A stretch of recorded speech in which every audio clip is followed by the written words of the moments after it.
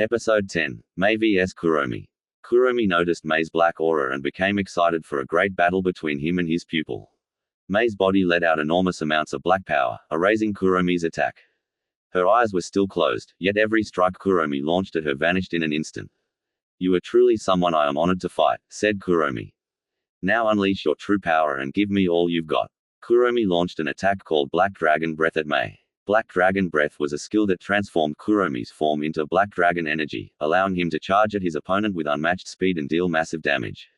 "First set, total confusion," said Mae. A black mist appeared, causing Kuromi trouble in keeping up with Mae and detecting her energy. Mae's movements were like those of a swift dark shadow. "I didn't expect this girl to be this powerful," said Kuromi. Mae continually attacked Kuromi, knocking him around and then to the ground, dealing massive damage.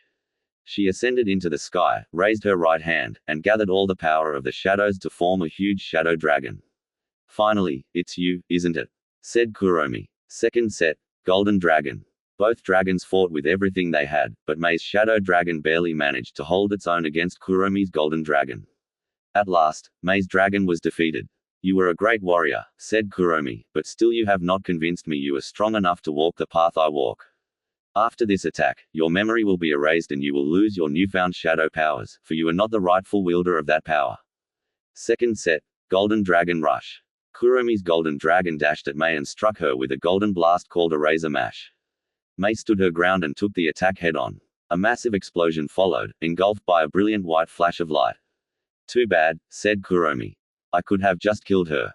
Maybe in the future, if she finds a way to get stronger, then when we meet again, I could enjoy another battle before killing her." Ha ha ha ha. What? How could she still be alive, and in that form? Second set, Dark Shadow Dragon Roar, said Mae. A massive shadow dragon appeared, opened its mouth, and unleashed dark beams that blasted toward Kuromi. Second set, Dark Mystic Eraser, shouted Kuromi. A black and gray burst of energy erupted from Kuromi's body, erasing Mae's move. Suddenly, Mae vanished and entered Level 2 Awakening Zone. Mae's eyes remained closed as the Awakening Zone attacked her because of the enormous power she carried within it. Yet she managed to evade all the strikes that opposed her. "Song of Mythical Time," said Mae. Everything in the Awakening Zone froze. A strong voice spoke to her. "I am the Awakening Zone Guardian," said the voice. "You may use my power." Mae suddenly returned to the battlefield. Her eyes opened, her pupils now black flames, and her hair was streaked black and gray, laced with dark fire. "It is you," said Kuromi. "The Dragon Princess of Shadows. Why have you left the world of humans and dragons?" "You have awoken my second form," said Mae. "And by doing so, we shall finish this fight." Mae summoned the daggers Kuromi had given her. Together, they clashed, swords against daggers. Every strike shattered the ground beneath their feet. "Princess, we must stop this before we destroy everything around us," said Kuromi.